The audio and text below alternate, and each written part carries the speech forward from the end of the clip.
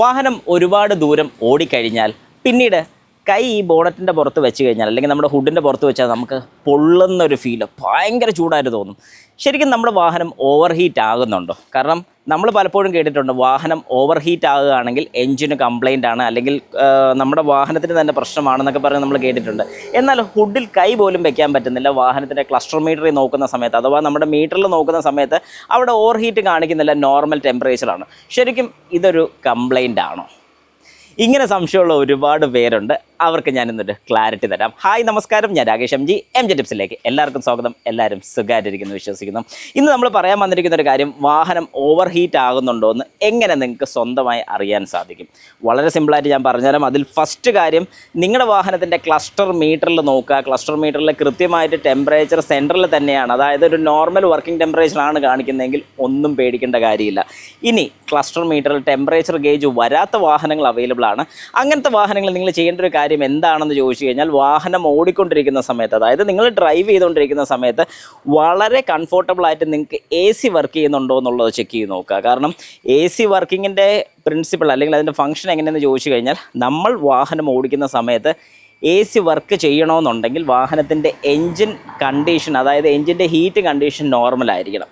നോർമലിൽ കൂടുതൽ ഹീറ്റ് നമ്മുടെ വാഹനത്തിൻ്റെ എൻജിൻ ഉണ്ടാകുകയാണെങ്കിൽ, അല്ലെങ്കിൽ ഹീറ്റിനെ കളയാൻ സാധിക്കുന്നില്ലെന്നുണ്ടെങ്കിൽ എ സി കംപ്രസറിലോട്ടുള്ള കണക്ഷൻ അഥവാ എ സി കംപ്രസറിലോട്ടുള്ള സിഗ്നൽ ECM കട്ട് ചെയ്യുന്നതായിരിക്കും. അതായത് നമ്മുടെ എൻജിൻ കൺട്രോൾ മൊഡ്യൂൾ കട്ട് ചെയ്യുന്നതായിരിക്കും.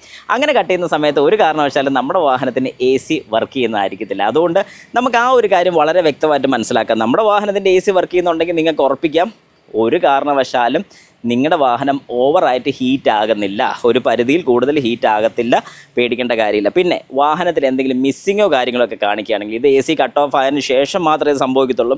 ഇനി എ സി പോയിട്ടും അല്ലെങ്കിൽ നിങ്ങൾ എ സി യൂസ് ചെയ്യാത്തൊരു വ്യക്തിയാണെന്നുണ്ടെങ്കിൽ, ഈ ഒരു കംപ്ലയിൻറ്റ് കാണിക്കുന്നുണ്ടെങ്കിൽ, വാഹനത്തിൽ മിസ്സിങ് കാണിച്ച് തുടങ്ങുകയാണെങ്കിൽ, അതായത് ആക്സലറേറ്റർ കൊടുത്തിട്ട് വാഹനത്തിന് മുമ്പോട്ട് നീങ്ങാനൊരു മടി, അല്ലെങ്കിൽ കുത്തി നിൽക്കുന്നൊരു ഫീല് കാണിക്കുകയാണെങ്കിൽ ഉറപ്പിക്കാം നിങ്ങളുടെ വാഹനത്തിന് ഓവർ ഹീറ്റ് കാണിക്കുന്നുണ്ട്.